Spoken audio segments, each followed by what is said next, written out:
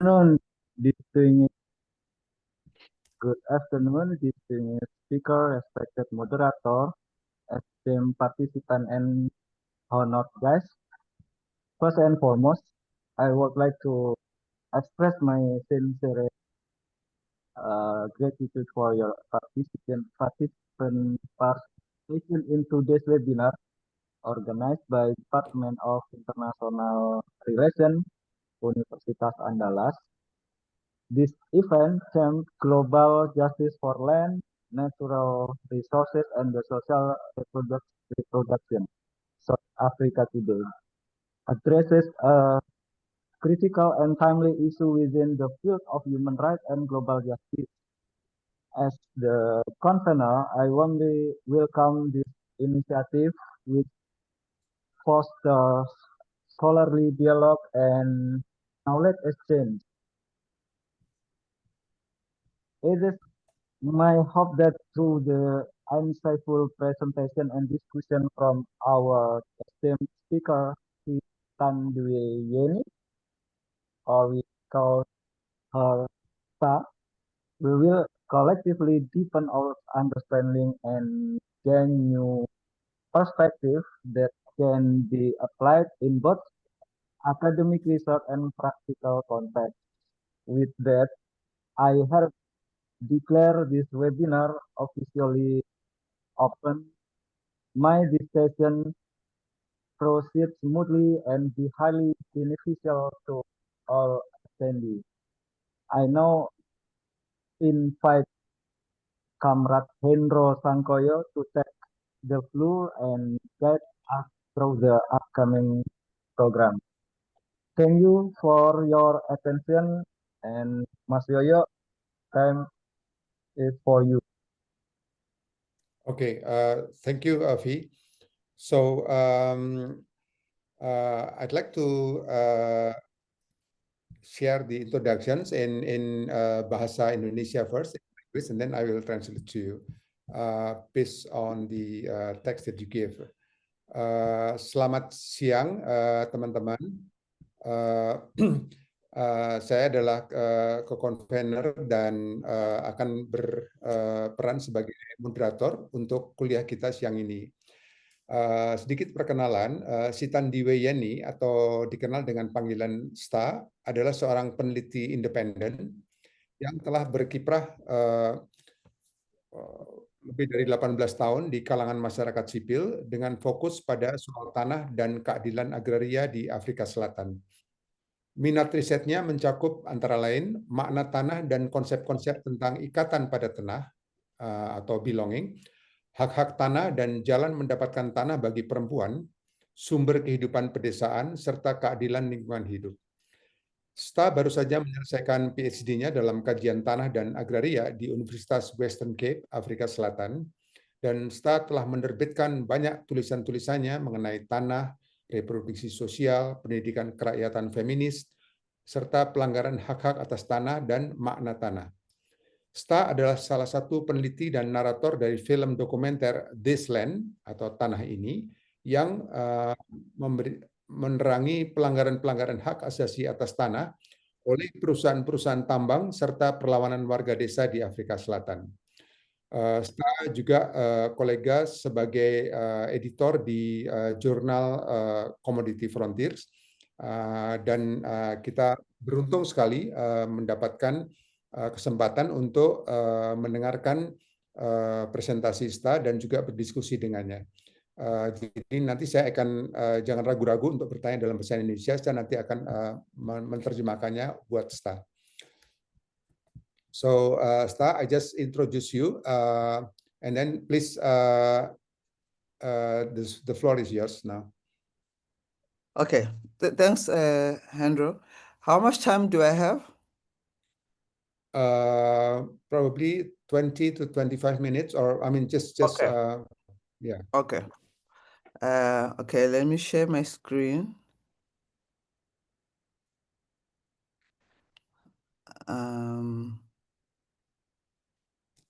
Yeah. Okay, thank you so much, and good morning. I know it's morning. It's morning where I am. It's afternoon there. So Good afternoon. I'm very happy to be here. Thanks for inviting me. Yeah, I'm just gonna share a few insights about land, natural resources, and social reproduction. And my focus is gonna be on Africa, but I think a lot of what I'm gonna talk about will resonate with the experiences in Indonesia and other parts of Asia. Yeah. So how are you going to translate, Henry? After every sentence or No, I just probably every chunks of issue or okay. All a right. paragraph or two, Okay. then please pause. Okay. Okay. Thank you. That's fine.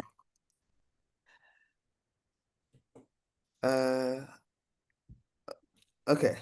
So what I'm going to do, I'm just going to talk very briefly.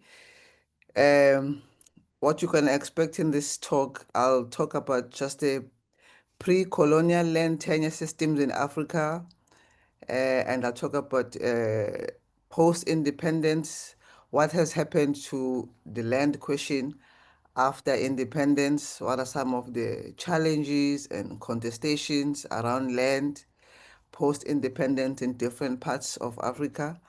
And I will talk about nature conservation and the commons and some of the politics around access to natural resources.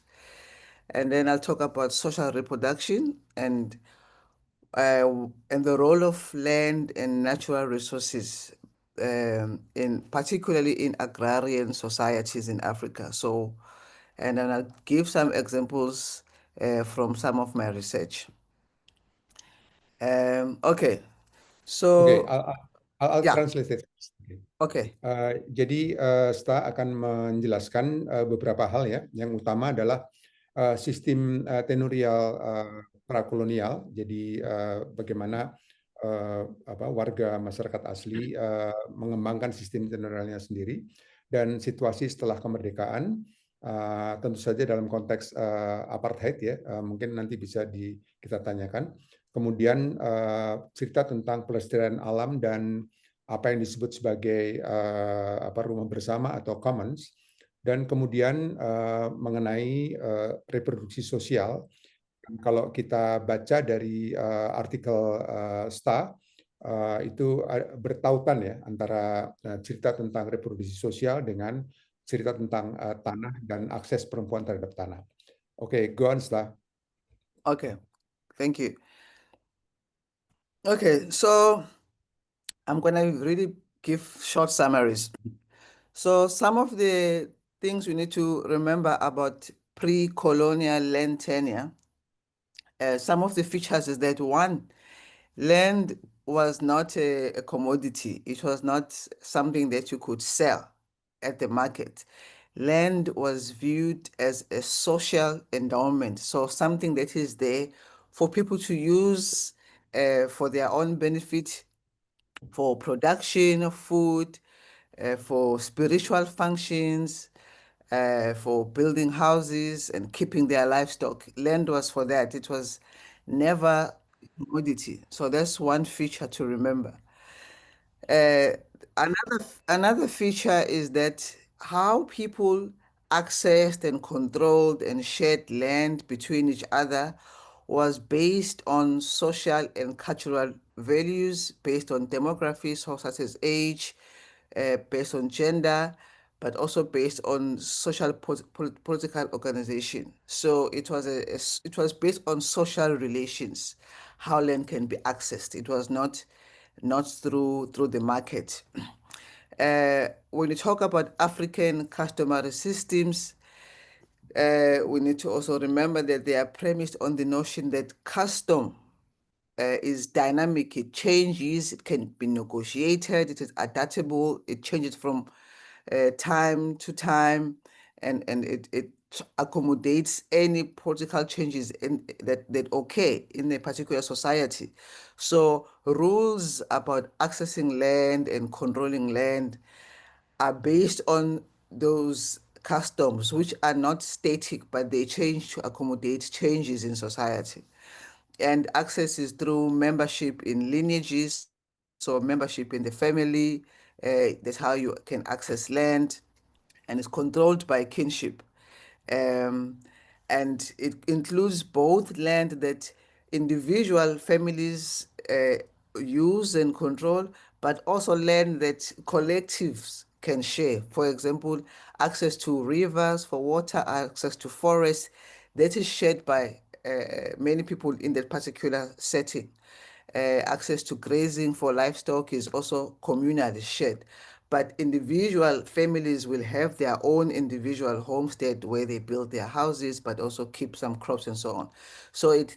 this, yeah. Alright, okay. So jadi yang penting dan menurut hemat saya menarik sekali adalah bahwa sistem pertanahan dan sistem tenurialnya itu pertama berbasis pada cerita tanah bukan sebagai barang ya atau komoditi, tetapi sebagai warisan sosial dan punya fungsi-fungsi kultural dan juga spiritual. Nah, akses serta kontrol terhadap tanah dan bagaimana berbagi sumber-sumber lahan itu sebetulnya mengacu pada satu sistem adati yang juga dikendalikan, diatur di dalam bentuk organisasi politik dari warga.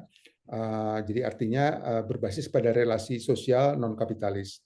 Adat sendiri ditekankan oleh STA itu dalam konteks Afrika Selatan itu dinamis ya dan bisa dinegosiasikan dengan perubahan, juga mengalami adaptasi dengan perilaku dan perubahan sosial yang ada. Terakhir yang penting juga adalah bahwa akses itu dimediasi oleh ikatan kekerabatan ya. Jadi dia bisa turun-temurun tetapi dalam konteks kekerabatan, dan ada dua jenis akses terhadap tanah yang tetap bersifat pribadi, dimiliki misalnya oleh keluarga ya, keluarga inti atau nuclear family, tapi juga kolektif. Jadi akses terhadap hutan misalnya dan tanah atau apa namanya ternak bahkan dan sebagainya itu bisa menjadi bagian dari yang kolektif maupun yang pribadi. Go on, Sta. Okay, thanks, Henro. Okay, this is just a quick map to show colonial encounter. So this is how Africa then was divided by colonial powers after. Yeah, and so what I want to highlight here is that this is done by Professor Amin, who shows us how Africa then is divided at least into three parts. The first part is Africa of the trade economies, which means this is the part of Africa that was used mainly for trading. The Europeans focused here for trading, and then this is the Africa of concessions, like places like Congo, where colonizers took over the control of resources for mining. And then the last part, which is the south, where I am, is the Africa of labor reserves. So this is mostly where colonizers settled and dispossessed people of their land and forced them to provide labor. So this is just a rough, yeah. Oke, thank you. Jadi peta ini penting sekali ya, dia mencerminkan apa yang dituturkan oleh Profesor Samir Amin. Jadi ada tiga peran Afrika di dalam ekspansi imperialisme dan kolonialisme yang terus berkembang sampai saat ini. Pertama, Afrika sebagai ekonomi dagang, di mana sejak perambahan benua Afrika oleh Eropa ini menjadi sampai sekarang, itu yang penting adalah perdagangan bahan mentah dan sebagainya. Yang kedua, Afrika sebagai konsesi, Kongo misalnya gitu, yang penting sekali untuk sumber daya tambang ya. Jadi dan juga sejak dulu ini brutal sekali ya cerita tentang penguasaan Afrika sebagai konsesi macam-macam ini. Yang ketiga yang menyangkut konteks yang tidak dibicarakan oleh STA dalam konteks Afrika bagian selatan adalah Afrika sebagai stok buruh yang bertautan kemudian dengan cerita tanah tersebut gitu. Jadi labor reserve itu juga sering disebut sebagai labor surplus army ya di dalam konteks Marxian, dan ini adalah tiga konteks Afrika yang dituturkan oleh STA menjelang Perang Dunia Pertama. Go on, STA. Sure. Thank you. Okay, so here I'm just going to summarize some of the changes then after colonial conquest. So when colonizers colonized Africa and took over, some examples. So in settler colonies such as South Africa, Zimbabwe, Kenya, there were land dispossession and displacement of the peasantry.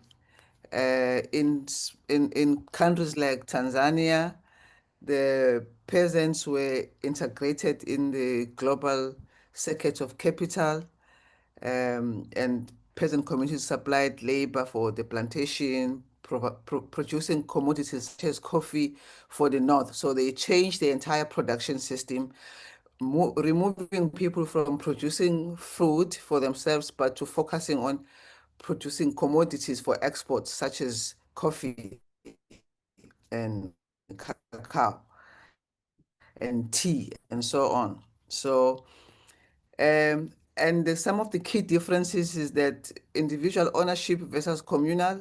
So the Western powers, their system, they focus on individual ownership. So privatizing land that one person owns a piece of land instead of communal arrangements. So they focus on formal laws instead of customary practices. They focus on exclusive rights. So if you own land, then you can exclude others instead of focusing on access. So the Western ideas of land control changed dramatically. So the customary ways of land came with their own ideas of how land should be controlled. More Your upon, voice, yeah. okay, your voice is a bit chopped off, STA. Say that again. Your voice is chopped off. Could you repeat the last point? Oh, yeah. So I was saying the West, the colonizers, they changed the African customary system. They introduced formal laws which promote individual ownership, privatizing land as a commodity. So they focus more on economic uses of land and ignored other systems of land ownership. Did you get that? Yeah. Thank you. Go on. Okay. So do you want to translate? Oh ya, oke. Jadi ini penaklukan kolonial ini membawa perubahan-perubahan radikal di dalam sistem tenurial adati. Jadi di wilayah-wilayah koloni dari pendatang dalam konteks tentu saja settler colonialism, kolonialisme pendatang ya dalam konteks literatur. Itu misalnya Kenya, Afrika Selatan, Zimbabwe itu terjadi perampasan atau perubahan radikal di dalam soal-soal tanah dan juga pengusiran dari kaum tani. Di ekonomi tani gurem seperti di Tanzania, kaum tani itu menjadi bagian yang penting sebagai buruh di dalam sirkuit kapital global. Dan komunitas-komunitas tani itu mensuplai tentu saja tenaga kerja buat perkebunan, memproduksi barang untuk negara-negara utara seperti kopi, kapas, teh dan sebagainya. Nah, ada perbedaan mencolok sekali di dalam konteks apa yang sudah ada di dalam masa prakolonial dengan kemudian masuknya cerita kolonialisme. Yang pertama adalah pemilikan individual versus pemilikan komunal. Jadi tentu saja sistem Barat itu berfokus pada pemilikan individual. Yang kedua adalah segala sesuatu bisa dipertukarkan atau dijual belikan gitu, yang kontras dengan cerita apa-apa yang sebetulnya menjadi warisan bersama. Jadi sistem Barat itu menekankan pada cerita pertukaran, sementara sistem-sistem di Afrika itu memperlakukan tanah sebagai warisan. Juga hukum, di dalam hukum itu hukum-hukum formal dan praktek adati ya. Jadi sistem-sistem di Afrika itu seperti tadi dituturkan adalah bersumber dan bermuara pada praktek-praktek adati. Juga tentang hak. Gitu. Jadi sistem Barat itu memperlakukan segala sesuatu secara rigid ya, kaku sekali, terutama di dalam hak gitu, yang tentu saja menyangkut cerita properti. Sistem Afrika itu lebih lentur karena dia berbasis pada adat yang adaptif tadi. Juga kepemilikan eksklusif serta akses ya. Sistem Barat itu memprioritaskan hak milik atau penguasaan eksklusif, sementara sistem Afrika itu membolehkan akses bagi semua gitu. Terakhir adalah tautan antara eksploitasi yang wataknya melayani kepentingan ekonomik dengan cerita penggunaan tanah untuk cerita memelihara keseimbangan ekologis. Next Seta, please. Yeah, okay. Thanks, Hendro. Okay, I'll skip this. I've mentioned this already. But here, what I just want to emphasize is that post-independence, the government have embarked on neoliberal kind of land tenure reforms. They have continued in the same path of the colonizers in terms of looking at land as a commodity, looking at land that's something that can be sold and be privatized. And they've opened up African markets to global markets. They've introduced reforms that facilitate investment in land. They've promoted private land titling, where they argue that it encourages investment, which of course has been challenged by some scholars, saying you don't need to privatize land in order to invest in it. You can invest. Customary tenure is secure enough. So this is just a summary of how most countries in Africa have approached land tenure reforms after independence. So you see a continuation of the Western laws that still continue even post-independence, making it very difficult for poor people to access land because land is now sold at the market. Oke, jadi ini ada satu konteks pasca kemerdekaan yang penting sebagai background. Jadi sejak 1990-an, sebagian besar dari pengurus negara Afrika itu memperkenalkan reforma agraria gitu, neoliberal tentu saja, yang memperkenalkan atau membuka akses buat pasar gitu dalam konteks sistem tenurial dan mengakui secara legal hak-hak properti atas tanah di atas tanah adat gitu ya. Yang kedua adalah mencoba menyelaraskan cerita tentang sistem tenurial adati dengan yang sifatnya legal menurut kaidah-kaidah hukum nasional. Juga terjadi pembukaan besar-besaran dari pasar Afrika. Jadi Afrika itu dibuka untuk kekuatan pasar yang global, ya semuanya masuk sampai sekarang tentu saja. Dan juga dilakukan pembaruan kelembagaan untuk memfasilitasi investasi atas tanah. Ini termasuk cerita tentang harus dibuka semua informasi tentang tanah, persis seperti yang di Indonesia lah kira-kira gitu, dan juga semuanya harus transparan gitu di dalam transaksinya gitu. Dan juga ada promosi secara sistematis untuk sertifikasi tanah untuk memungkinkan investasi untuk akumulasi modal. Tentu saja ini mengikuti model dari Hernando Soto yang memperkenalkan cerita tentang sertifikasi tanah dari orang miskin, juga Bank Dunia tentu saja. Terakhir juga ini berbasis juga pada mitos bahwa sistem tenurial adati ini menghambat produktivitas pertanian. Go on, Isla. Thank you. Okay, so here I want to talk about women's access to land, what has happened there. So how the colonizers' distorted customary law has compromised women's access to land.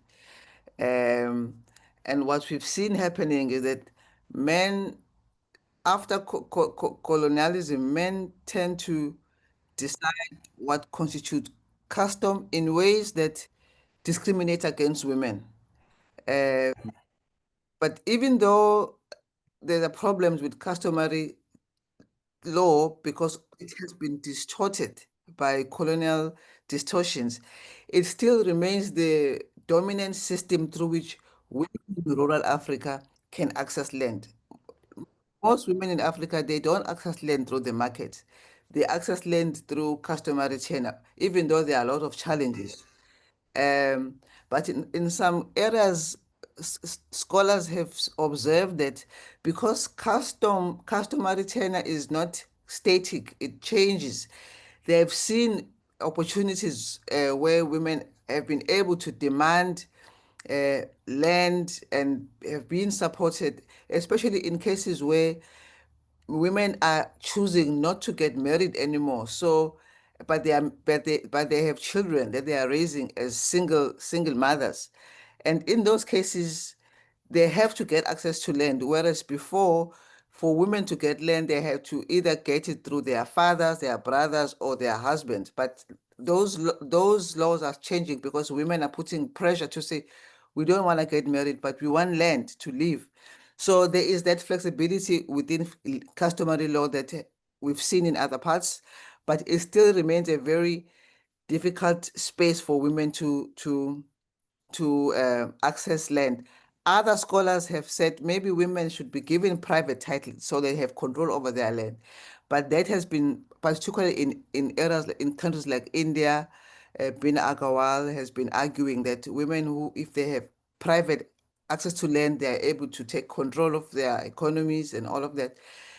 But other scholars are saying no, but it's problematic to separate women from society. If you give them private land, you are ignoring the social relations within households, which needs to be challenged. So to privatize land for women alone is not a solution. What is needed is that how do we make customary systems favor women as well and not discriminate against them? Yeah. Oke, thank you, Sta. Oke, ini penting sekali. Jadi menyangkut akses perempuan terhadap tanah. Jadi distorsi yang diperkenalkan oleh sistem kolonial terhadap hukum adat ini merusak dan menggerogoti akses perempuan terhadap tanah. Ya, ada 5 aspek yang dikemukakan.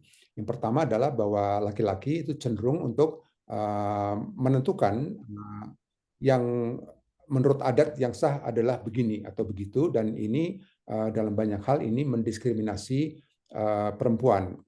Jadi ini kita bisa nanti percakapkan, mungkin membandingkan dengan sistem matriarkat di Sumatera Barat gitu, bagaimana kenyataannya hari ini gitu ya. Kemudian juga sistem tenurial adat ini masih merupakan sistem yang dominan, di mana perempuan di Afrika pedesaan itu mengakses tanah mengikuti cerita tentang sistem adat tadi, meskipun menghadapi tantangan yang berat. Poin ketiga adalah bahwa hukum adat yang terus hidup itu memberikan kesempatan bagi perempuan untuk memperoleh akses terhadap tanah, tetapi perempuan tidak bisa dipisahkan atau berjuang sendiri, harus ada di dalam satu konteks komunal juga, misalnya disupport oleh sepupu, ponakan, dan sebagainya. Jadi perempuan beroperasi tidak di dalam isolasi, tetapi bersama-sama dan didukung oleh sistem kekerabatan dan laki-laki yang masuk dalam sistem kekerabatan tersebut. Beberapa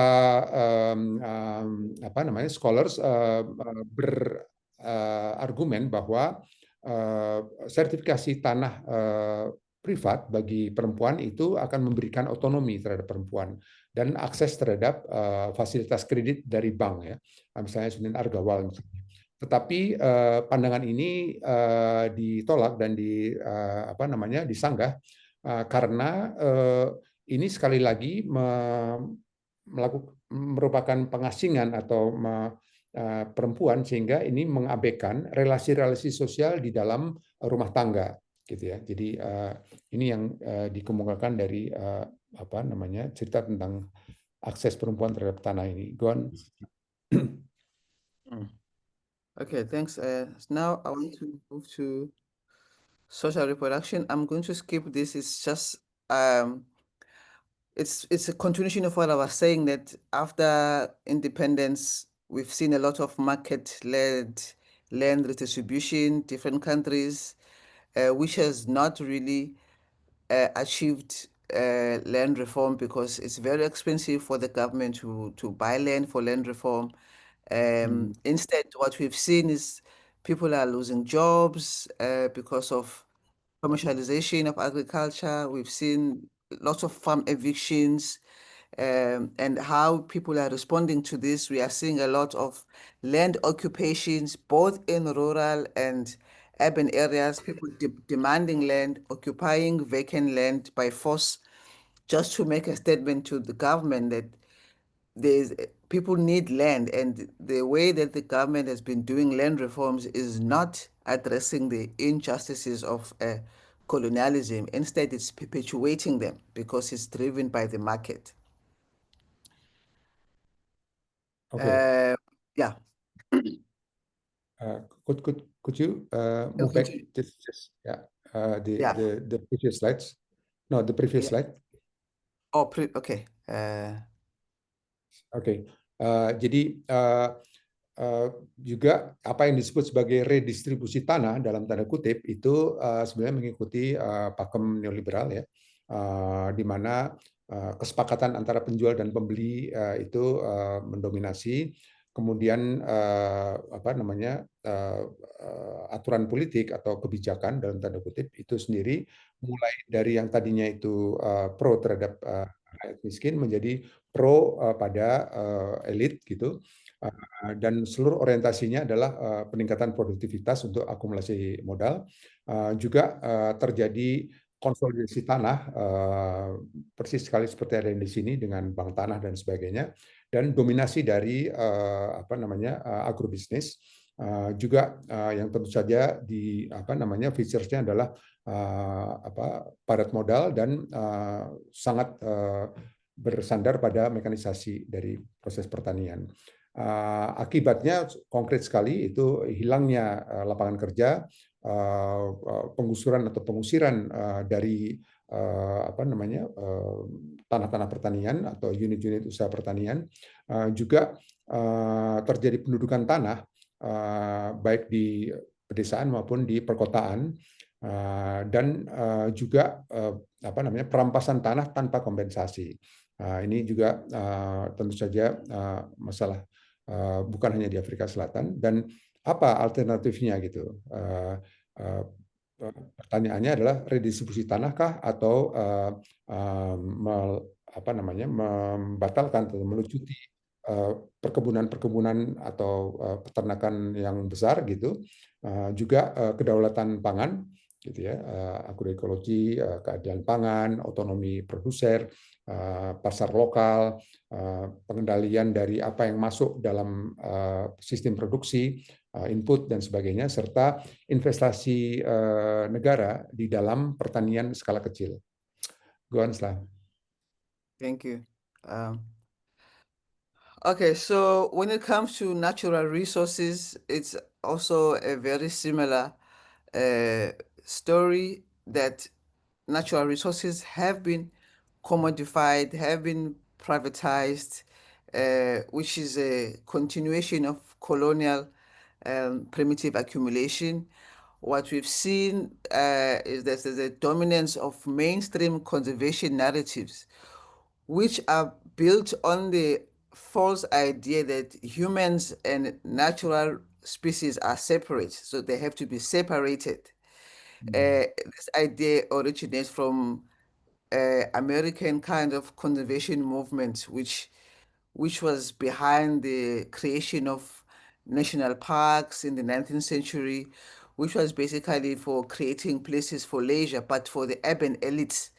And part of this was to paint rural communities as people who destroy the environment. So a lot of conservation models are built on that idea that poor people destroy nature, they have to be separated from nature, you have to privatize nature. But this is a problem because people have always lived in harmony with nature because they know that they depend on natural resources for their livelihoods and therefore they take care of it. But the idea that has been pushed by neoliberal policies is that natural resources have to be privatized, but this is for capital accumulation.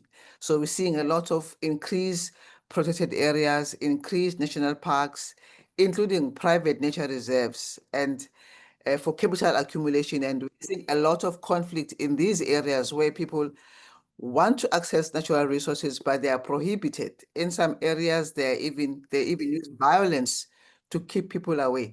So this is another way of how natural resources have been commodified to prevent people from accessing them for their livelihoods. And this is a continuation again of colonial ideas.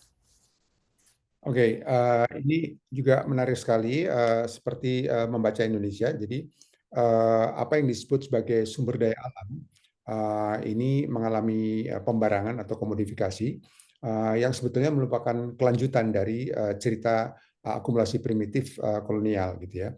Dan yang mencolok di sini adalah kemudian menjadi dominannya paham dan tuturan konservasi mainstream yang berbasis pada pemisahan antara manusia dengan kehidupan yang lain selain manusia. Dan ini tentu saja berasal dari gerakan konservasi Amerika, Sierra Club dan sebagainya, yang merintis dan kemudian menyebarluaskan cerita tentang taman nasional dan sebagainya di abad ke-19, yang menjadi masalah juga di sini untuk masyarakat asli yang kemudian digusur atas nama konservasi. Juga ini sebetulnya juga menjadikan apa namanya commons tadi, wilayah bersama tadi, sebagai tempat untuk apa namanya hiburan dalam tanda kutip bagi elit urban gitu. Jadi tamasya ke hutan dan sebagainya. Dan itu saja ini menyangkut cerita tragedi dari ruang bersama yang mengandalkan cerita tentang privatisasi dari Gerhard Hardang ya. Kemudian juga naiknya cerita tentang national park ini seperti tadi dituturkan itu juga mendorong atau menjadi situs-situs dari akumulasi kapital untuk turisme dan sebagainya, juga untuk tamasya berburu ya, untuk berburu binatang buas dan sebagainya, yang ini tentu saja khas Afrika gitu. Juga ada gelombang baru dari perampasan tanah untuk produksi tentu saja bahan bakar nabati, pangan, dan juga barang-barang yang dibutuhkan oleh negara-negara utara seperti bunga-bungaan, avokat dan sebagainya. Perampasan hutan untuk perdagangan karbon, juga untuk ekspor kayu misalnya, juga pertambangan gas, batu bara, besi, litium, Dan ini berhadapan dengan perjuangan anti tambang yang juga menghadapi penindasan oleh negara, dan perjuangan anti tambang juga didominasi oleh perempuan ya, di Afrika. Dan ini mendorong cerita tentang sekali lagi pengusiran dan kriminalisasi dari nafkah asli dan juga kekerasan gitu. Jadi tentu saja juga ada efek ekologis dari perkebunan monokultur ya, terutama produksi bahan bakar nabati, termasuk deforestasi, kemudian banjir, kekeringan dan sebagainya. Go on, Staf. Right. Thank you, Hendro. Okay, so I'm going to talk about social reproduction now and then show some photos from my research. Now, firstly, let me explain what we mean by social reproduction before I can talk about the role of land and natural resources. Social reproduction is about maintenance of individuals, households, and communities. So it includes the labor, social processes, relationships that support life. So it's the everyday things that we do for survival. It includes also biological reproduction. It includes accumulation of skills, education, to ensure that people survive every day. And recently, feminist scholars have brought the question of social reproduction at the center of the debate, arguing that it is in crisis. Social reproduction is in crisis in the sense that poor households are struggling to survive. People don't have jobs, people don't have food, people don't have access to basic resources such as water and land just for their daily survival. And this crisis is because of capitalism and how capitalism takes away the very same resources that people need for their survival.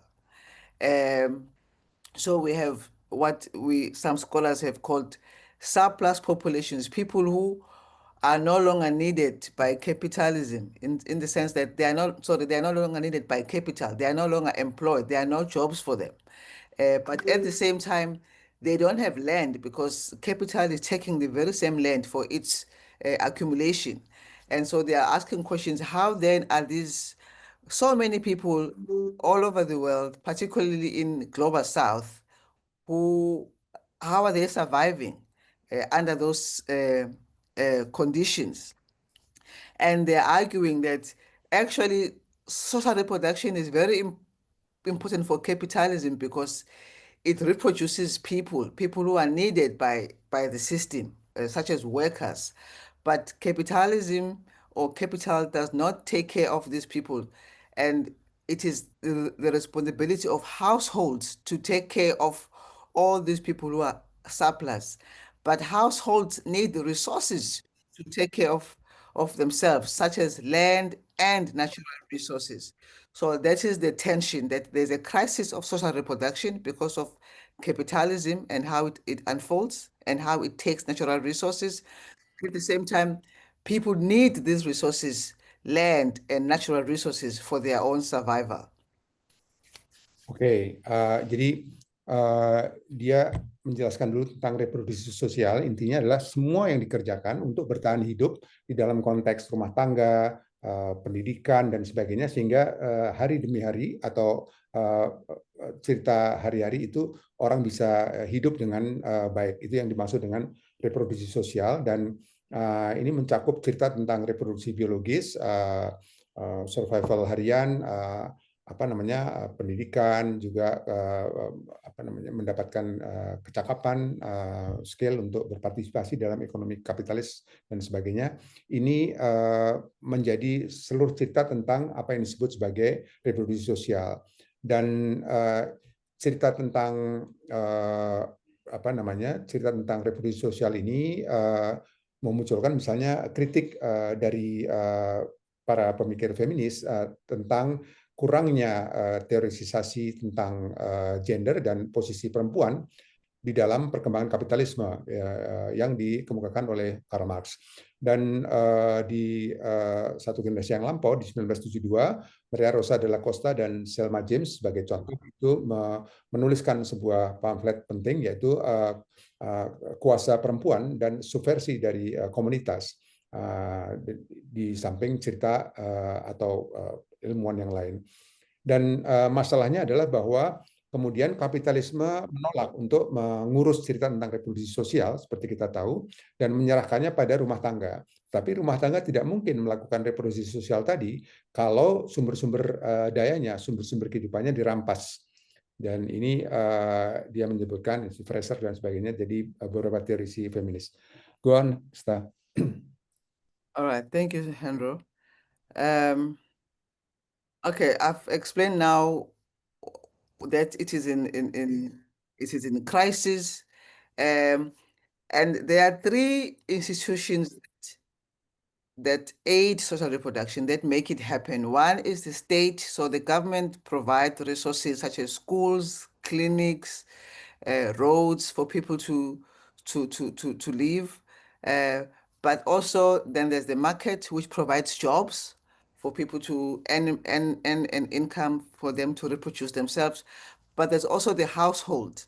And so scholars are saying in the global south, because there's a crisis in terms of jobs, there are no jobs, but also because the state is not playing its role in really supporting people in different countries. So what is happening now is that the burden of social reproduction is mostly felt in the household. It is households that must make sure that their family members are taken care of, whether the state or the market is there or not. People have to live, people have to survive, whether there are jobs or not, people have to survive. And so feminists are saying it is actually women's unpaid labor in households that is fundamentally taking care of people who are surplus, people who are no longer taken care by this by the market. And so, but how then do they do this is through land. So land becomes a very crucial resource. Land and other natural resources such as water, forests, are crucial for people's survivals. So I think it's similar to what I was saying earlier, but here I'm just elaborating that social reproduction is primarily the responsibility of households, where the state is not taking its part, where the market is not taking its part. People go home. When you don't have a job, you go home. You don't go anywhere else, you go home. And somebody at home has to take care of you. But with what resources? So they're arguing that it is unpaid labor that is performed mainly by women, but also access to land and natural resources is crucial for people's survival. So they are arguing that we must not think of land as an economic resource, but think of land, the demand for land by people is for basic survival. Oke, jadi cerita tentang reproduksi sosial ini tentu saja di seluruh belahan bumi selatan itu mengalami krisis, dan dia mengajukan cerita bahwa ada 3 institusi penting.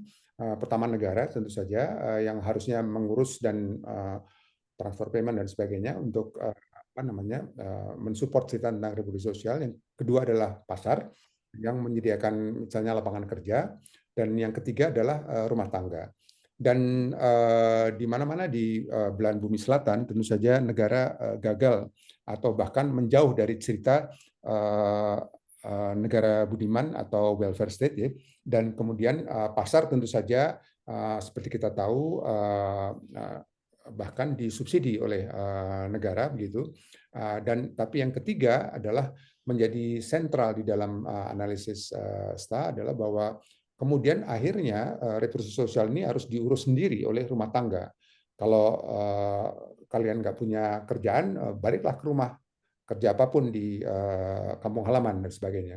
Tapi disinilah letak dari cerita ketidakadilannya, karena kemudian perempuan yang menjadi tulang punggung di dalam konteks rumah tangga sebagai pendukung utama atau tulang punggung dari reproduksi sosial. yang tentu saja tidak dibayar dan dianggap sebagai semacam kerja gratisan oleh kapital yang kemudian menguasai tanah dan menguasai pasar dan sebagainya, sementara reproduksi sosial itu harus diurus dan terutama didominasi kerjanya oleh perempuan. Dan di sini juga muncul cerita tentang bahwa yang dijadikan penganggur atau kehilangan pekerjaan itu di dalam konteks ekspansi kapital menjadi semacam penduduk yang tidak dibutuhkan oleh kapital. Jadi menjadi surplus population atau labor surplus army itu. Jadi dan sementara akses terhadap tanah dan sumber-sumber daya yang lain itu seperti tadi dituturkan itu yang penting sekali untuk bertahan hidup itu justru dirampas. Ron, let me ask you, is there how long more your? No, we are almost done. I think I just gonna show some photos. That's it. Okay, sorry, Star. Would be good actually to also touch upon the context of apartheid and in quote post-apartheid because that's also you mentioned in your article. I think it's very important. Thank you. Okay. Thanks for that, Hendro. So I think earlier I showed the post-independence reforms. So in South Africa, the government after apartheid, they have continued with colonial kind of reforms. Small differences, but the idea was that land must be sold. So white people who had taken land from black people during apartheid, they must sell it back to government so that the land can be redistributed to black people. Now that has caused the entire program to fail because it is very expensive. There's just not enough money to buy land. It's so expensive. But the law has been saying there's a part of the law that says actually the government has a right to take land without paying the compensation, but that has been contested a lot. So what we are seeing, if we're looking at pre-apartheid and post-apartheid in terms of land ownership, we don't see a lot of changes. Land is still very much in the hands of the dominant white minority, and most of the attempts to claim the land back have been met with a lot of aggression. I don't know if you've been following the debates in the US where the new president Yes, have said South Africa is all part of ridiculous. it's all part of that propaganda, which is not true. It's because South Africa, the government is saying we have to take land and we don't have to pay compensation because how the land was acquired historically was through violence, and black people have paid with their free labor for centuries. So we can take land and redistribute it without paying compensation. And now that is read as we are taking land from, which is not really even happening. So I think there's an important point to note that we have a very failed land reform, and we have powerful forces who don't want land reform to happen, and they've got all the money. They own all the big part of the economy, and they're a white minority. But because of apartheid, they still control a lot of the economy in South Africa. Oke, jadi tambahan sedikit tentang saya tadi tanyakan konteks apartheid ya. Jadi diskriminasi kulit berwarna, kulit hitam dalam hari ini. Gimana konteksnya nih dalam cerita tanah dan reproduksi sosial? Jadi dia menuturkan bahwa janjinya di atas kertas setelah pemerintahan rezim Botha, pokoknya sistem apartheid itu rontok ya dengan Nelson Mandela dan sebagainya, itu tanah-tanah akan dikembalikan ke warga Afrika kulit hitam. Tetapi negara nggak punya duit buat membeli kembali tanah-tanah yang sudah dikuasain berabad-abad gitu oleh farm ya, perkebunan-perkebunan raksasa dari settlers ini ya, yang menduduki tanah-tanah orang kulit hitam sejak dulu sekali. Dan Jadi negara gagal melakukan semacam reforma agraria untuk menggalikan keadilan bagi orang kulit hitam. Dan dia juga cerita yang terjadi di Amerika sekarang, kocaknya, ini hancur benar ini. Jadi kemudian Trump datang ke Afrika Selatan dan kemudian ada satu misi gitu ke Amerika gitu untuk memprotes ketidakadilan terhadap orang kulit putih, pembunuhan terhadap orang kulit putih dan sebagainya. Silakan baca di media kalau ada yang belum. Dan ini tentu saja bukan hanya ngeselin tapi sangat menggelikan karena konyol banget gitu. Yang terjadi adalah justru sistem apartheid yang kemudian sama sekali tidak berubah. Kesimpulan dia adalah bahwa reforma agraria sebelum apartheid dan atau ketika terjadi apartheid dan setelah apartheid itu nggak ada bedanya. Guansta. Right. Okay, so I'm gonna show some photos in closing. This is a study I did in Zimbabwe, where I was looking at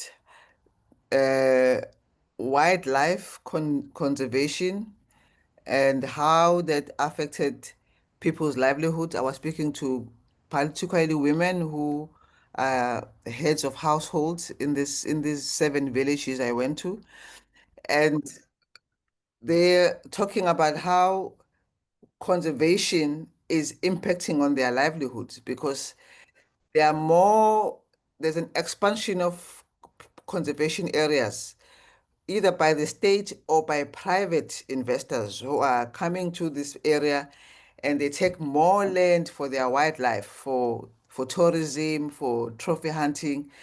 And in return, people then have less land for their livelihoods. And they are saying there are lots of wildlife that is destroying, killing their goats, destroying their crops, and they have to camp to look after their crops. They have to camp in the mountain for about 4 months of the year to try and chase away wild animals. So the point here I'm making is that these people don't have much. Their only option is to produce food, farm, and raise animals. That's how they are taking care of their households.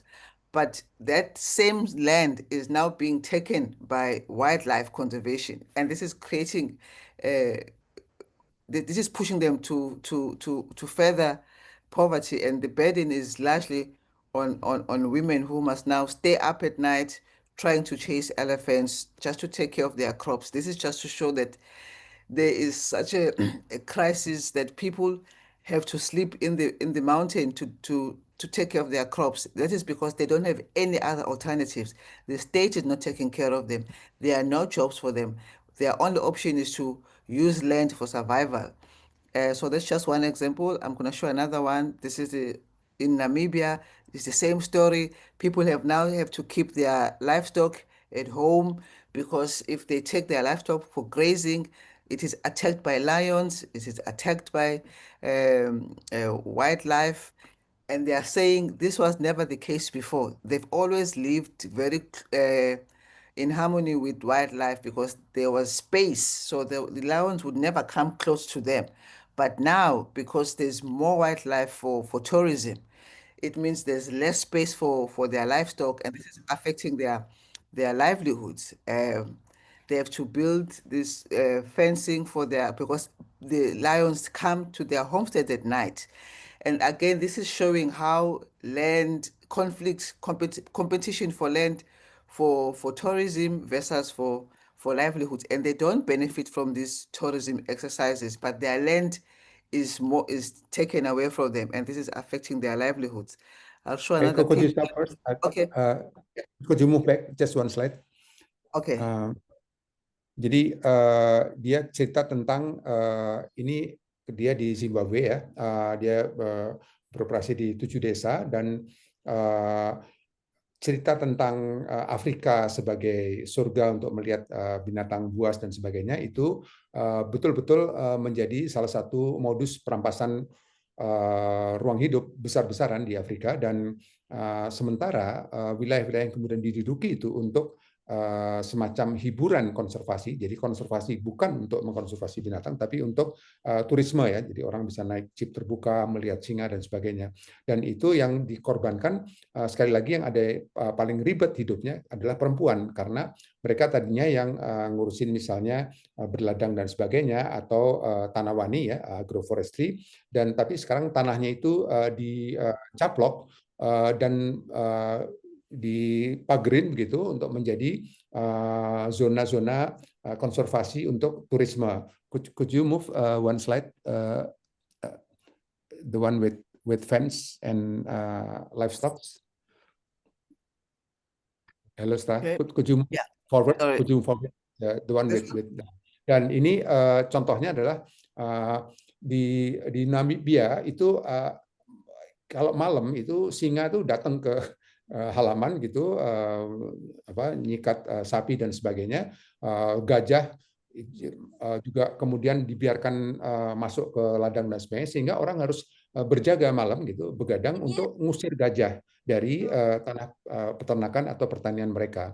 Jadi semuanya kacau balau kehidupan itu gara-gara perkembangan cepat sekali ekspansi dari cerita konservasi untuk turisme ini gitu, yang taman-taman nasional menawarkan juga uang dan sebagainya, tapi sebetulnya sama sekali tidak cukup, dan itu pun dengan harga yang jauh di bawah harga pasar. Go on, Stan. Thank you. Okay, this is another picture. This is in South Africa, in an area where there's a mining company that is operating coal very close to where people live, and we were doing research to see the impact of mining. So the mine has taken a lot of land that people were using for grazing and for crops.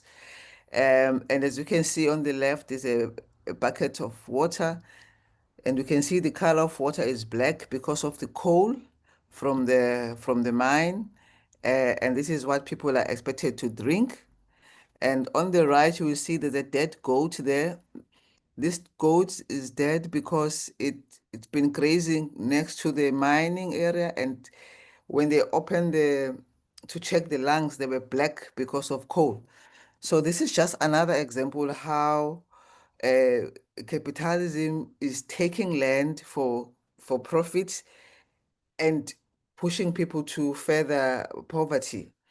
Because these people are not working in the mines, they can't work in the mines, but their livelihoods have been affected by mining operations. Their livestock is dying, they can't grow any crops anymore, their water is contaminated. If they grow anything, you can see it's just black, it's covered in coal. So they can't even eat the crops. So a lot of them have stopped producing, but they don't have jobs. So what does it mean then?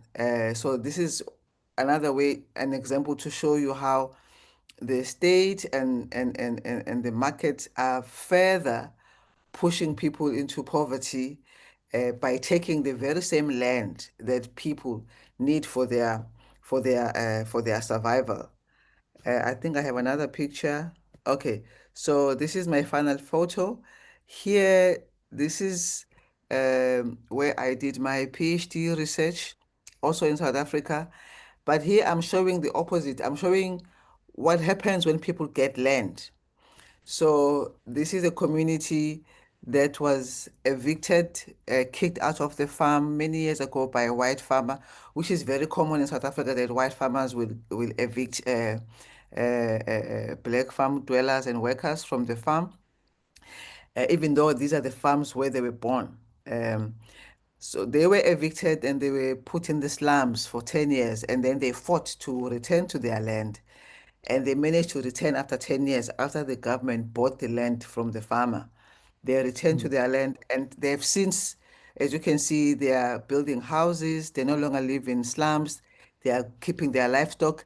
So they are able to reproduce themselves, even though they don't have jobs are scarce and so on. But land here is making a huge difference if you compare their lives when they were living in the slums and their lives today. Yeah, thank you. Oke, ini slide terakhir yang kontras dengan yang tadi. Jadi biasanya orang hitam itu kerja untuk petani kaya kulit putih. Nah, tapi dengan setelah apartheid itu sebagian itu kemudian diambil kembali, dibeli oleh negara selagi mampu gitu, dan kemudian mereka kembali ke tanah yang tadinya diduduki oleh petani kaya kulit putih itu. Dan ketika itu terjadi, maka walaupun tidak ada kerja buruh atau kerja upah gitu, tetapi mereka bisa hidup dan cita reproduksi sosial itu menjadi jauh lebih ringan dibandingkan dengan kalau mereka nggak punya tanah. Jadi ini saya kira tiga serangkai yang dikemukakan di bagian abstrak dari artikelnya STA ya. Jadi tautan antara reproduksi sosial dengan peran perempuan dan keberadaan tanah yang bisa dikelola atau dikerjakan. Okay, Sta.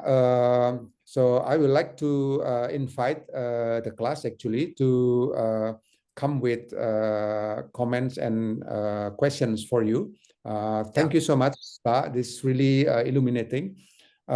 Teman-teman, saya nggak tahu, saya mau tanya dulu sama Vi, kita punya waktu berapa lama sampai dengan akhir kelas? Sampai jam 5 sore, Mas. Tenang aja, Okay. masih 40 Okay. menit. Okay, we have plenty of time. I hope you have time, Sta. Oke, jadi saya akan bagi dalam sesi ya.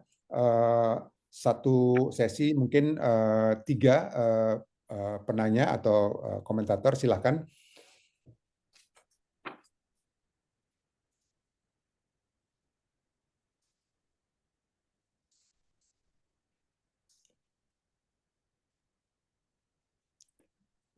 Jangan ragu-ragu ya, kita semua kelas 0 mengenai Afrika Selatan dan Afrika pasca apartheid di Afrika Selatan. Tapi kalau kita baca artikelnya itu memang serem sekali ya, dia mulai dengan pembunuhan oleh satu petani kulit putih dan sebagainya. Silakan, jangan ragu-ragu dan jangan malu-malu.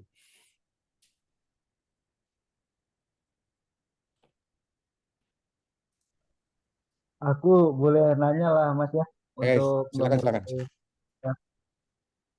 Nah, kalau ini Mas terkait dengan resistensi atau upaya perlawanan dari masyarakat di Afrika Selatan sendiri, walaupun mungkin kita nggak concern ke sana secara risetnya gitu, secara khusus gitu, tapi eh, sampai saat ini sejak terjadinya perampasan ruang hidup di Afrika Selatan itu, apakah sudah muncul juga bibit-bibit perlawanan atau gerakan yang mungkin membingkai isu-isunya dengan hak asasi manusia juga, termasuk keadilan global. Apakah sudah ada di sana, Mas? Itu aja, Mas. Oke.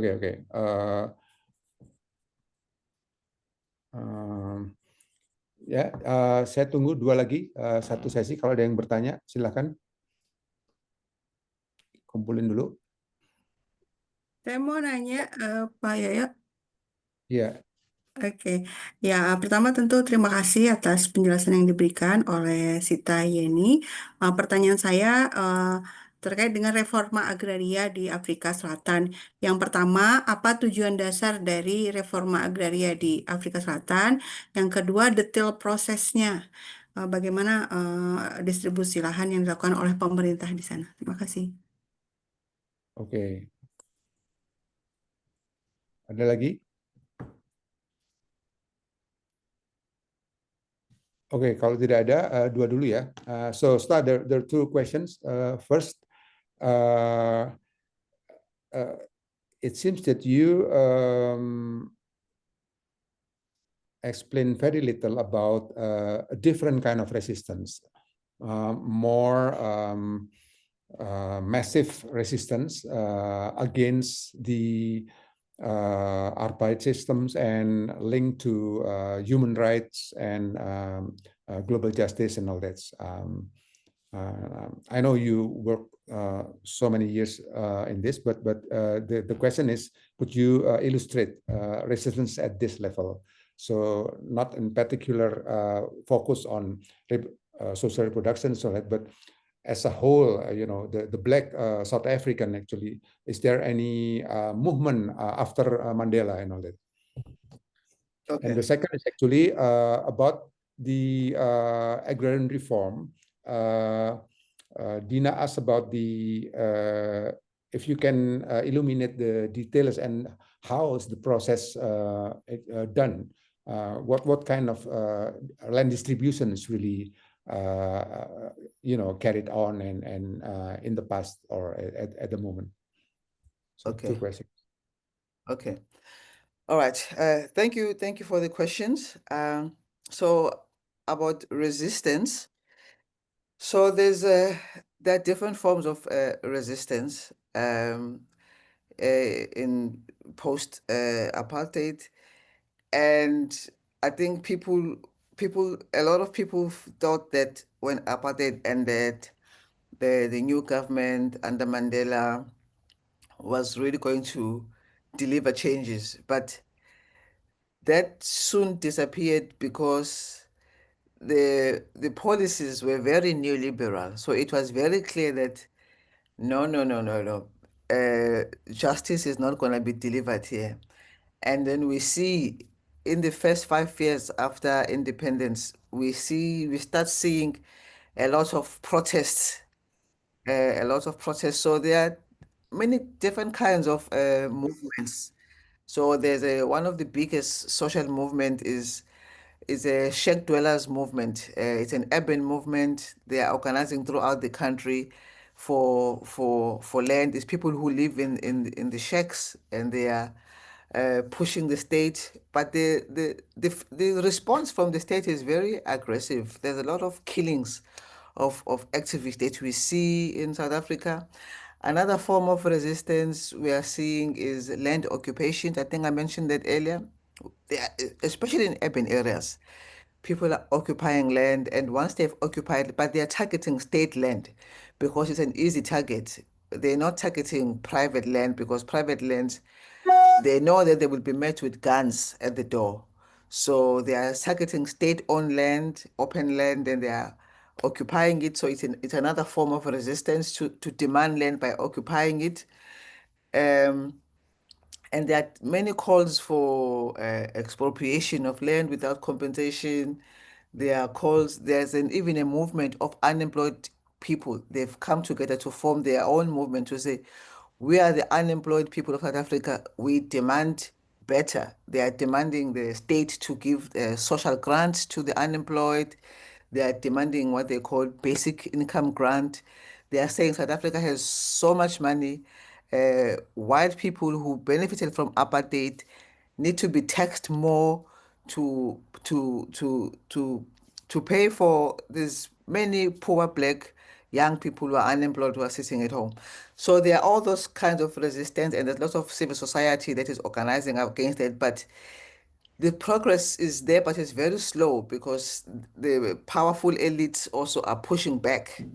The powerful elite are very influential in government, very influential in government in the background, even though they are not in parliament, but they are advising background they are advising government on the side, and they very clear in their agenda. They want neoliberal policies. So that is that contestation that is happening. But black people remain the poorest in South Africa in terms of they are the majority in numbers. But when you look at unemployment and poverty, their situation, you can just see the continuation of pre and colonial state. So that's the first question about resistance. Do you want me to take the second one already? A bit, the agrarian reform. Agrarian reform. So again, agrarian reform has been, so in the first 5 years when Mandela was president, the policy at the time was more progressive in the way that the government was saying we need a pro-poor land reform. We need a land reform that is going to address multiple livelihoods and multiple needs of land for people. So that was the first about 2, 3 years. But even in that model, the state was buying land, so it was still market-led, but the target beneficiaries were poor black people. But soon after that, by 5 years later, when Mandela stepped down and a new president took over, the orientation changed. They now started focusing on building black capitalist farmers, a few black capitalist farmers who will be integrated with the white capitalists. So they were not thinking about dismantling the white capitalist agriculture and building a new small scale agriculture. They were not thinking about it. They were thinking about maintaining it and just bringing in a few blacks. So just changing the color, but not the system. So that has been the model, and it has failed dramatically because it is it is not built on transformation and redistribution. It is not redistributive in character. So we've had that kind of land reform. In fact, what we've seen now is more and more agribusiness taking over agriculture, big business taking over agriculture. Agriculture is in the hands of capitalists. Small scale farmers have no place in agriculture in South Africa. They are not getting funded, they don't have land, they don't have water. So we are seeing a continuation of pre-apartheid kind of agrarian structure because of the model that the state has taken. Yeah. Thank you. Thank you so much. Oke, jadi pertanyaan pertama dari Vi. Jadi banyak banget resistance ini, modusnya, pelakunya, interlokutornya, sasarannya dan sebagainya. Dia menyebutkan misalnya dari yang terakhir ya, jadi ada gerakan resistance dari para penganggur. Jumlahnya membesar terus begitu, dan yang dituntut tuh dua ya, satu semacam hibah sosial gitu, transfer payment dari pemerintah, pengurus negara. Yang kedua juga mereka mendesak atau menuntut apa yang disebut sebagai pendapatan dasar atau basic income grant gitu. Dan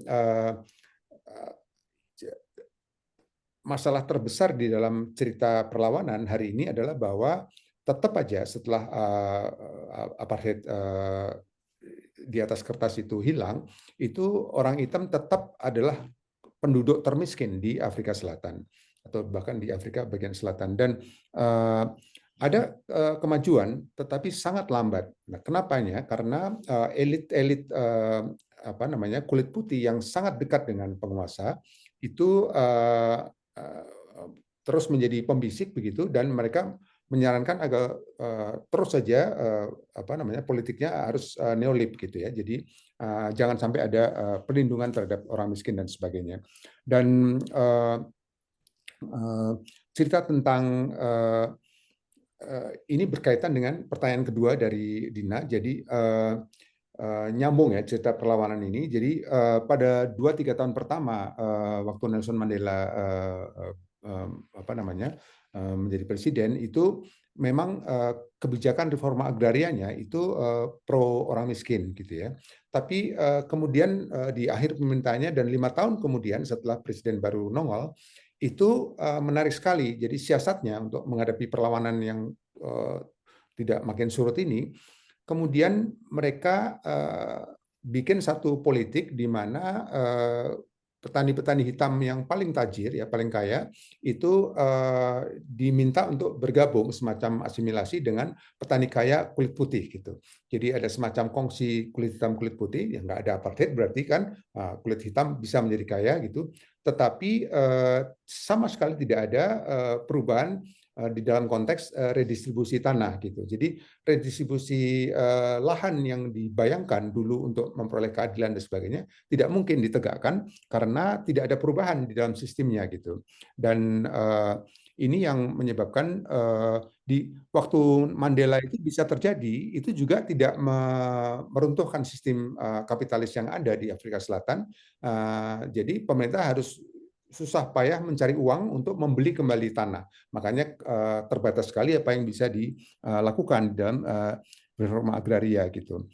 Jadi yang tidak terjadi adalah transformasi dari ekonomi Afrika Selatan dan redistribusi sumber-sumber daya bagi warga kulit hitam. Jadi itu yang disampaikan. Silahkan kita buka sesi kedua. Kalau ada, silahkan. I just open the second. Yeah, please. Silakan. Izin, boleh tanya? Silakan.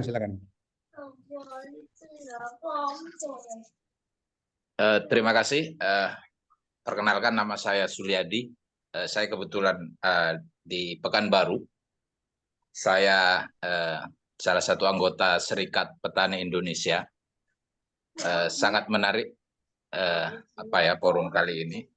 Kebetulan saya juga sedikit mengikuti terkait dengan perkembangan isu-isu konflik agraria, kedaulatan pangan kaitannya dengan penetrasi kapitalisme. Studi saya juga membahas tentang perkembangan kapitalisme kaitannya dengan konflik agraria.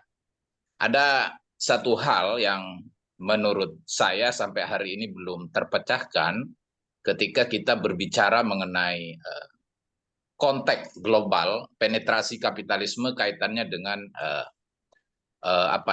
konflik-konflik agraria yang terjadi hingga saat ini. Di satu sisi penetrasi kapitalisme terus semakin masuk hingga ke tingkat desa, bahkan apa yang sebelumnya tidak kita bayangkan menjadi sebuah komoditas, dijadikan komoditas saat ini juga sudah terkomodifikasi.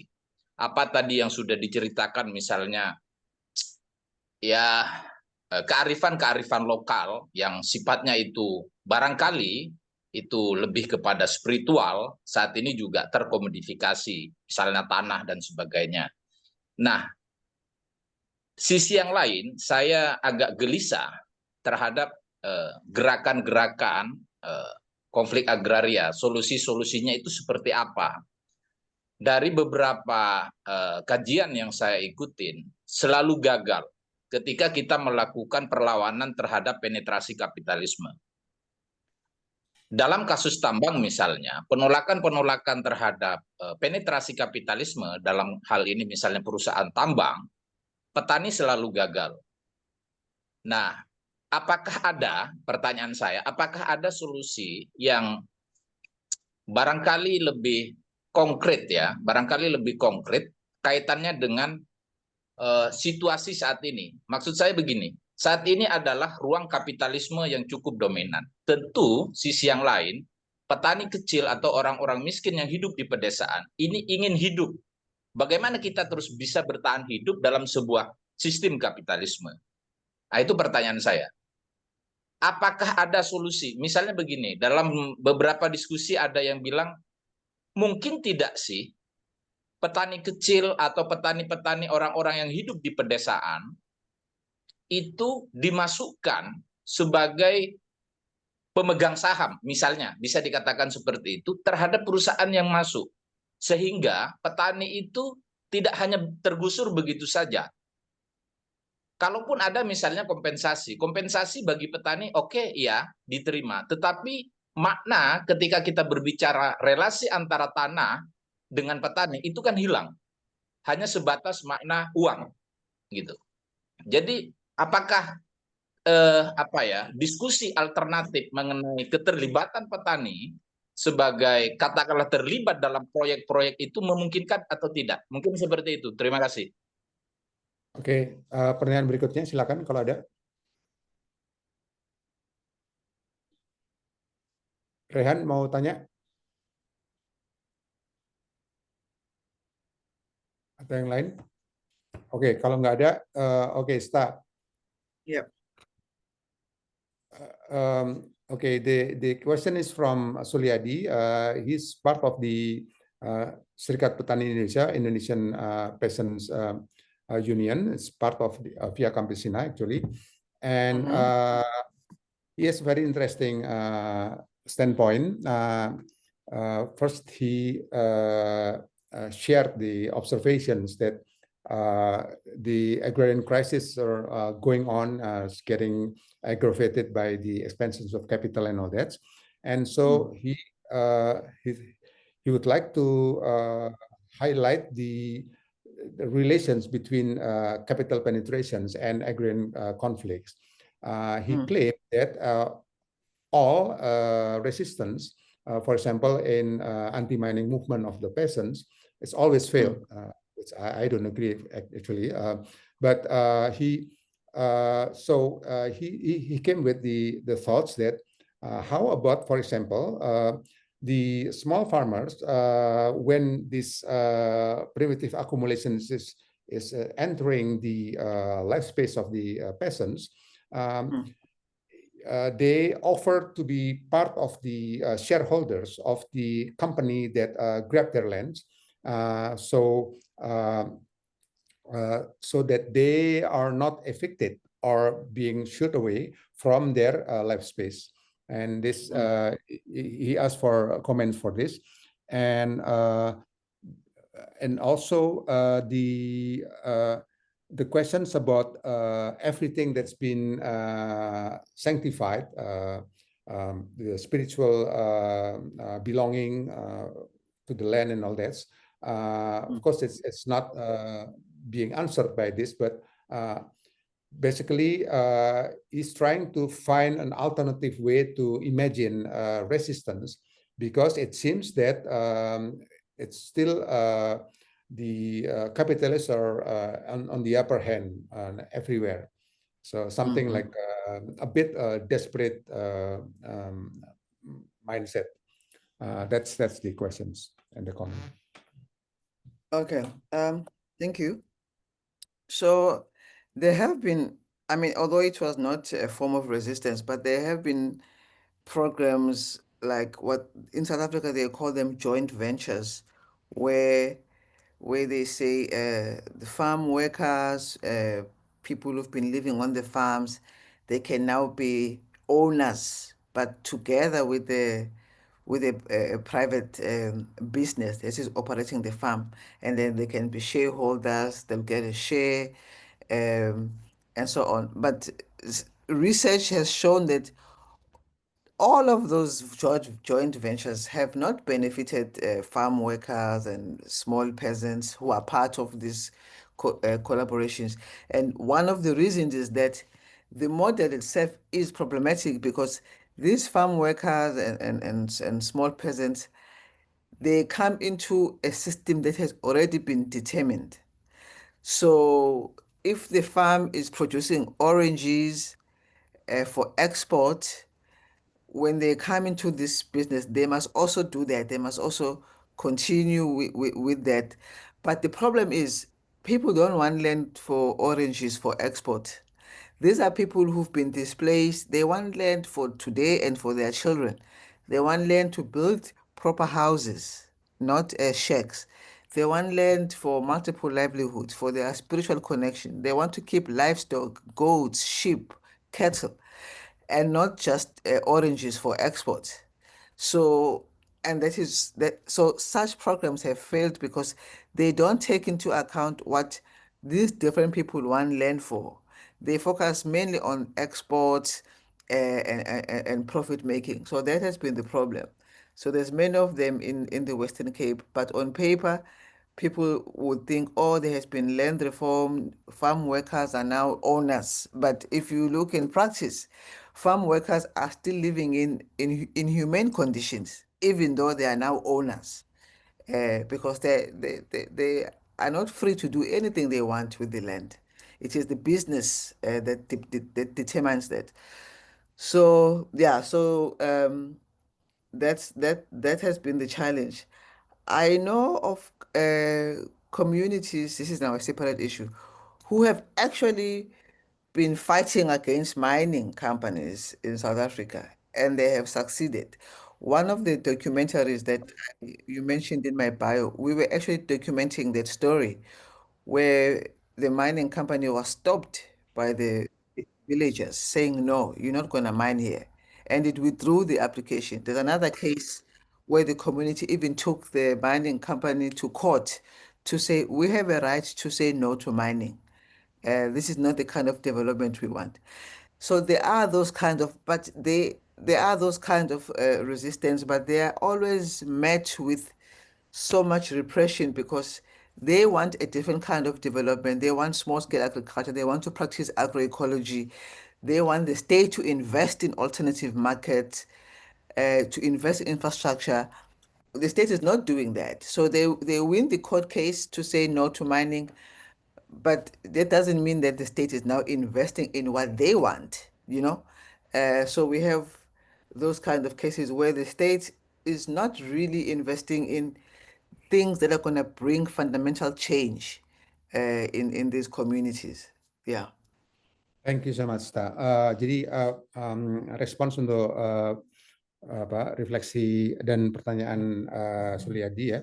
Jadi ini dicoba gitu. Kalau mau ngomong cerita tentang punya saham dan sebagainya itu, bahkan itu dikasih bracket, namanya joint venture di Afrika Selatan itu gitu. Nah, jadi petani bisa menjadi pemilik, itu bagian dari private business ya, jadi bisnis yang dimiliki oleh swasta. Tapi apa yang terjadi, dan ini di research banyak sekali termasuk oleh STA, itu bahwa ini tidak mendatangkan manfaat bagi petani kecil dan petani gurem ya, pekerja perkebunan dan sebagainya. Pertama karena jenis tanaman apa yang harus ditanam itu sudah ditentukan sebelumnya dan itu harus dipatuhi, misalnya jeruk untuk diekspor gitu. Nah, sementara petani kecil tetap mau hidup di dalam konteks semula gitu. Jadi tanah juga untuk bikin rumah, untuk bikin peternakan kambing kecil-kecilan, untuk bikin tempat yang disucikan dan seterusnya. Dan ini tabrakan gitu, sehingga walaupun dia menjadi co-owners gitu, jadi bagian dari pemilik, itu ini ada kegagalan di dalamnya dan dia tidak mendatangkan apa-apa. Kenapa? Karena seluruh cita pertanian sendiri tidak mengalami perubahan mendasar. Dia adalah tetap berorientasi pada ekspor dan profit gitu. Nah, cerita tentang penolakan, resistance sendiri sama sekali tidak selalu berarti gagal. Jadi banyak kasus-kasus yang dimenangkan di pengadilan gitu ya, sama persis seperti di Indonesia, tidak semua gagal gitu ya. Cerita tentang pertambangan dan sebagainya saya bisa menjadi saksi, banyak sekali yang menang di pengadilan. Tetapi persoalannya adalah bahwa negara tidak mau melakukan transformasi di dalam politiknya terhadap perampasan ruang untuk industri ekstraktif gitu. Itu persis yang terjadi di Afrika Selatan. Jadi kemenangan-kemenangan di pengadilan itu tidak berujung pada cerita perubahan mendasar, jadi misalnya konsesi dikembalikan dan sebagainya. Jadi perlawanan ini terus berlanjut ya, dan di dalam konteks yang secara umum global masih dikuasai oleh kapital, memang harus terjadi justru perlawanan terus-menerus dengan cara-cara seperti ini gitu ya. Tidak mungkin ada semacam kedip-kedipan atau semacam model kooperatif begitu antara kapital dengan produsen langsung, dalam hal ini petani. Karena yang dibutuhkan sebenarnya tadi kenapa misalnya salah satu kegagalannya karena para petani yang kemudian mencoba joint venture ini juga pengen mempraktekkan apa yang disebut di Amerika Latin sebagai agroekologi, itu bukan sebagai persoalan teknis tetapi sebagai imajinasi tentang link antara cerita krisis ekologi dengan krisis kemanusiaan. Saya kira itu jawaban. Silakan kalau masih ada kita buka sesi ketiga.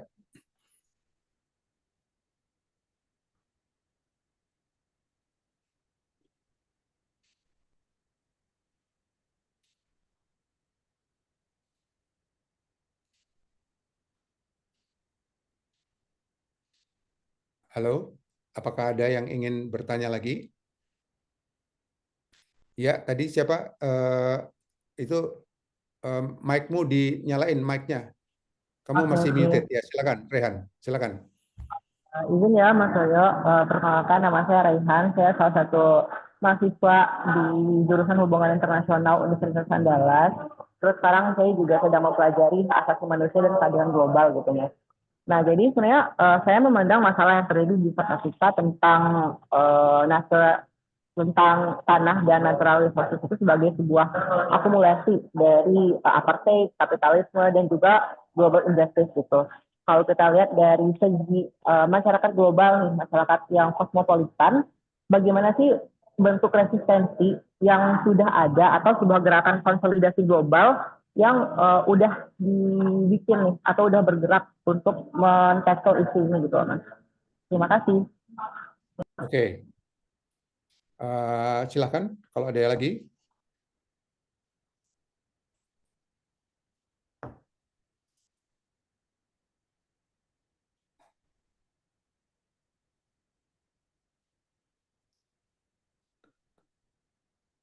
Kalau tidak ada, kita bungkus dulu. Oke, Sta.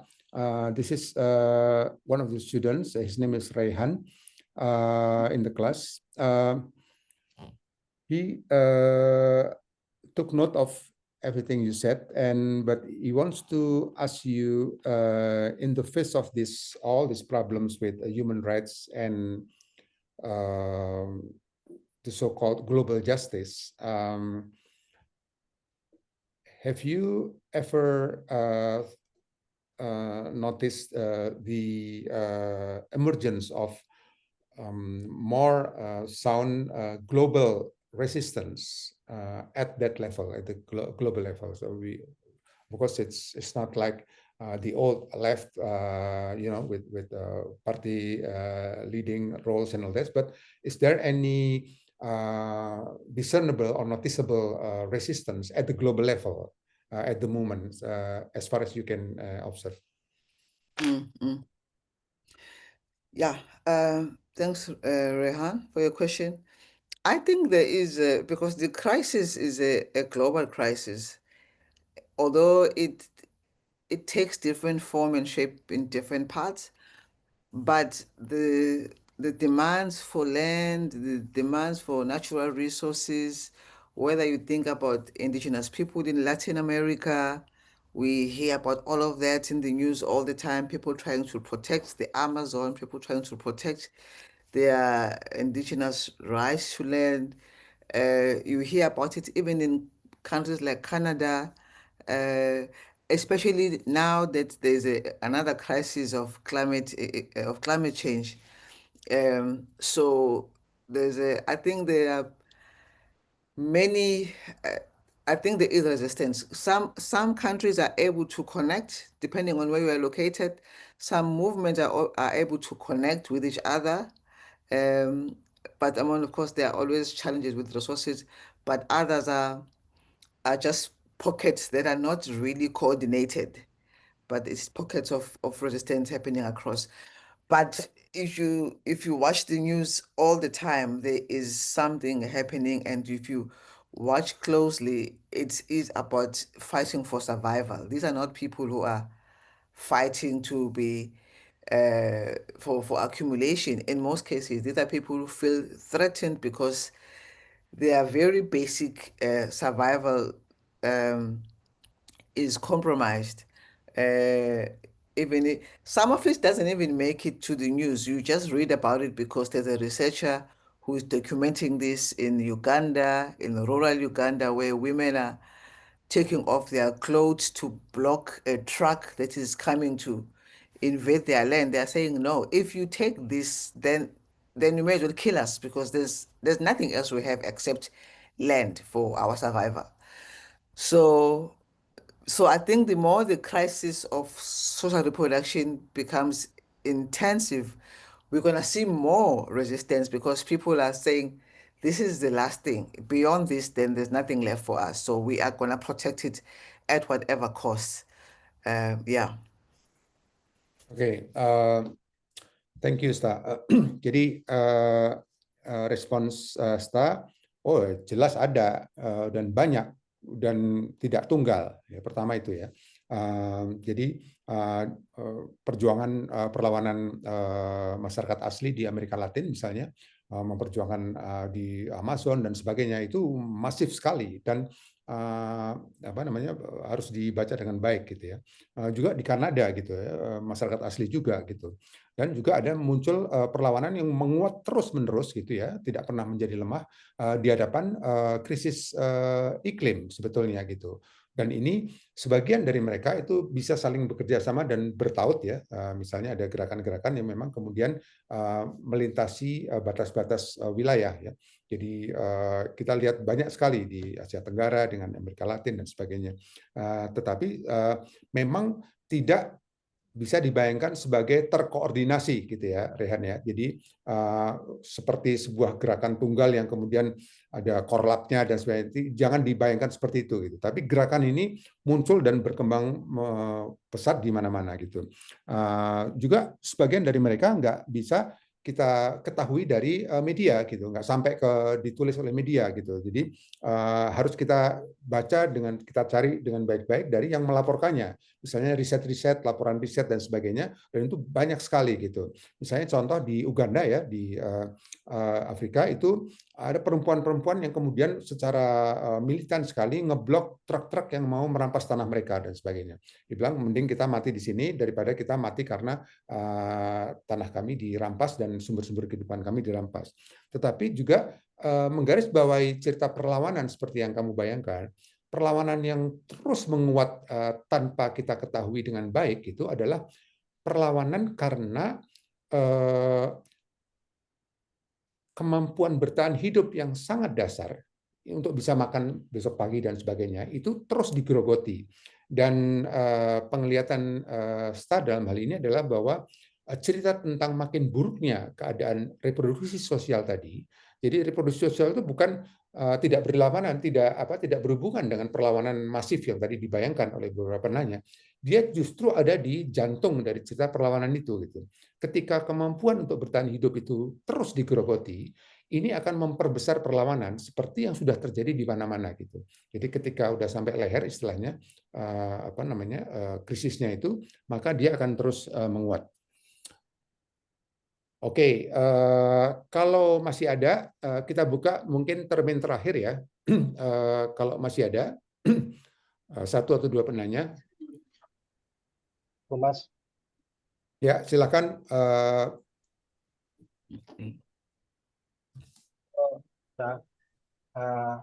Saya mau bertanya soal kondisi politik ruang di Afrika Selatan ya. Open cam Ada nggak sih? Oh ya. Wajahnya nggak kelihatan ya, Mas. Kelihatan sekarang.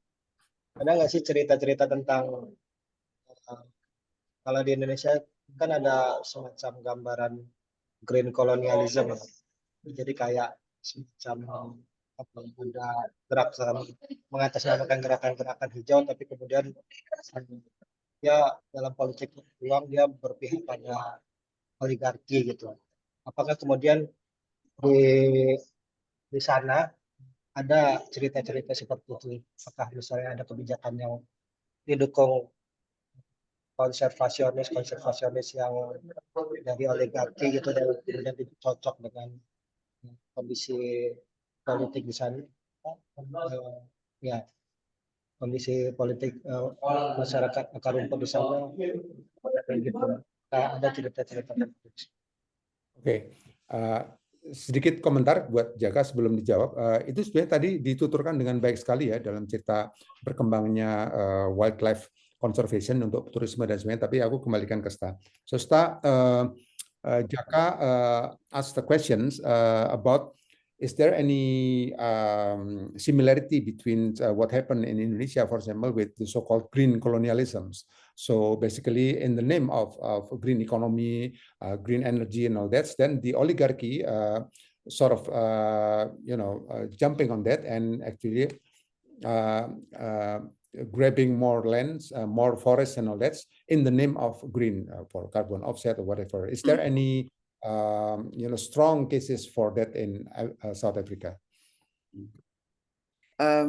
Yes, thank you for that question. We've just concluded a research project, my colleague and I, where we were looking at the relationship between land tenure and climate change adaptation. And one of the things we found that, so there's two ways that adaptation or mitigation is happening in South Africa. There's one that is driven from above by the state and the private business, and that one is actually is leading to land grabs in the name of climate change. So exactly what he's saying about green colonialism, where they are saying they're going to expand nature conservation areas. They're going to expand biodiversity conservation in the name of climate change. But what that is already doing in areas where they're expanding is taking away land from the peasantry. But it's not just in South Africa. I've been reading also in Mozambique. There's a lot of that happening. What they call a green militarization or green grabbing, where the state is bringing in investors who are coming to green the country or plant forests as a response to climate change. But the way it is happening, it is displacing local people. So that is definitely happening here in South Africa and in other parts also, even in countries like Ghana, in Kenya. This is the new language now, that we have to protect the environment as a fight of climate change. But the way that is happening, again, it's very capitalist. It's about bringing in investors from Europe, from America, who are bringing money, but what they want is land, and the governments are giving them licenses to operate, giving them land, and it's taking away land from local people. We also found that there's actually how people are responding to climate change in their own way is very different from how the state and business is responding. Because for people, it's about rearranging maybe their grazing pastures, but it doesn't lead to displacement. Whereas from above, the impact, I know in Mozambique, for example, in one village, they displaced about 16,000 small farmers when they were building these forests for green, Where is it? In South Africa? Sorry. no, Is in that in Mozambique. South Africa? Oh, Mozambique. Okay. In Mozambique, yes, in Mozambique. In South Africa, what we are seeing is this thing of wind farms for green energy. So they are targeting land reform beneficiaries. They are saying, okay, you've got this land from land reform. Can we use your land for wind power? And people then can't use the land for their crops and for their livestock anymore. It is for wind power. But even in those communities, people still don't have electricity, even though their land is used to produce alternative power. So it's another way um, of making money, and in ways that take away people's land and don't really benefit them in the end. And that's in South Africa? South Africa, yeah. Oke, jadi Yeah. thank you, Stan. Oke, Jaka, jadi ada banyak sekali ilustrasi ya. Jadi yang pertama sekali dia baru saja menyelesaikan satu riset bersama koleganya tentang hal ini gitu, focusing pada perubahan iklim atau krisis iklim ya. Jadi ada dua modus dari usaha untuk mitigasi atau adaptasi yang dia amati di Afrika. Yang pertama adalah yang datang dari atas, jadi oleh pengurus negara dan kapital ya. Dan ini semuanya bikin masalah gitu, persis seperti yang tadi dibayangkan oleh Jaka. Jadi atas nama memperbaiki atau memulihkan keragaman hayati dan sebagainya, mereka mengambil tanah dari kaum tani. Gitu. Di Mozambik itu mereka melakukan penghutanan kembali, gitu, semacam perhutanan sosial, tapi itu justru menggusur warga dari hutan di situ. Gitu. Juga di Mozambik itu cerita tentang penghijauan itu menggusur 16.000 petani dan itu terdokumentasikan dengan baik. Di Afrika Selatan sendiri itu proyek atas nama ekonomi hijau, yaitu dengan ladang dari tenaga bayu atau angin, itu sepenuhnya menggusur petani yang ada di situ karena mereka nggak bisa lagi beternak dan bertani dan sebagainya karena seluruh wilayah yang luas sekali itu dikuasai untuk turbin kincir-kincir angin tersebut gitu. Dan di sisi lain itu usaha mitigasi dan adaptasi yang diteliti oleh Sta dan koleganya itu yang dimulai dari bawah itu memang tidak besar-besaran dan sebagainya, tetapi mereka melakukannya di dalam konteks reproduksi sosial mereka sehari-hari, misalnya dengan melakukan pengaturan kembali mana yang ditanami, mana untuk cash crops, mana yang kemudian dibiarkan untuk menjadi hutan kembali dan sebagainya. Jadi prosesnya itu memang tidak mencolok atau apa namanya besar sekali dan sebagainya, tapi ini terus berlangsung juga gitu. Dan ini sebetulnya sebentar, ada lagi nggak tadi ya? Saya kira itu yang penting sekali, bahwa memang di Ghana dan di Kenya ini juga terjadi. Jadi sebetulnya cerita itu boleh dikatakan terjadi di Afrika di mana-mana gitu. Jadi baik, barangkali untuk reportase Mongobai. Terima kasih. Oke, saya kembalikan ke V untuk silakan. Aku rasa udah nggak ada lagi. Ya, waktunya juga sudah hampir kelar gitu. Kalau nggak ada, Sosta, the time is almost up. If you have anything to say, for us in Indonesia, that would be great. Would be good actually to have you more and listen to your experience with friends, small farmers and all that, and your own research in the future. Please say something as a closing remark. Yeah, thank you. Thanks for inviting me, Hendro, and thanks everyone for staying and listening and asking questions. I've read about Indonesia actually, so not a lot, but I have some ideas about some parts and the peasantry struggles, because there's an anthropologist that I like who writes a lot about Sulawesi area and the peasantry there. So and the land grabbing that is happening there by corporates, but also how the state is colluding with capital.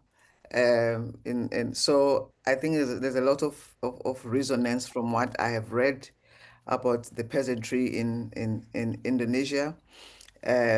Yeah, I would like to visit it one day because I've never been to that part of the world.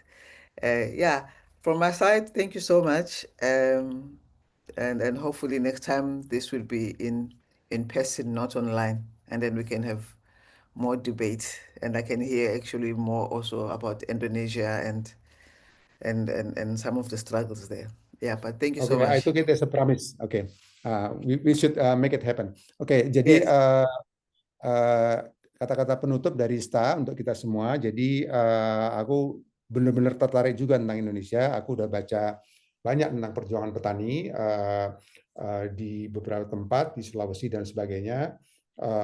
Dan betul-betul ada resonansi dengan apa yang terjadi di Afrika Selatan. Mudah-mudahan di masa depan aku bisa berkunjung dan bukan hanya ketemu di online seperti ini. Saya kembalikan ke Vi. Silakan Vi. Oke, terima kasih Mas Yoyo, Krista, and we will wait for you for coming to Indonesia and do some research and another thing that we can do. Okay, thank you. Thank you. Thank you, Mas Thank you so Yoyo. much. All right. Thank you so much. Yeah. Bye.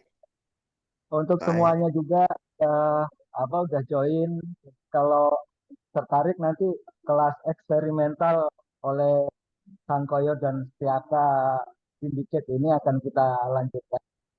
Jadi silakan teman-teman yang juga jurnalis kalau mau menyebarluaskan berita ini juga boleh. Agar kita menjadi kelas bersama yang lebih luas. Oke, mungkin itu saja dari saya. Mohon maaf kalau ada salah dan kurang ya. Semoga bermanfaat. Kita akhiri, Mas Yoyo, Pak dan kawan-kawan semua, selamat sore dan semoga hidup kita semakin bahagia ke depan. Oke, aku terjemahin dulu, Vi, jangan ditutup. Oke, so Sta, you gone? Oke, ya udah, dia udah kabur. Sta, are you still there? Udah kabur dia. Oke, terima kasih Oke, banyak teman-teman semua. Sampai ketemu di sesi berikutnya. oke. Terima kasih Mas Yoyo semuanya. Kita akhiri ya, kita tutup ya.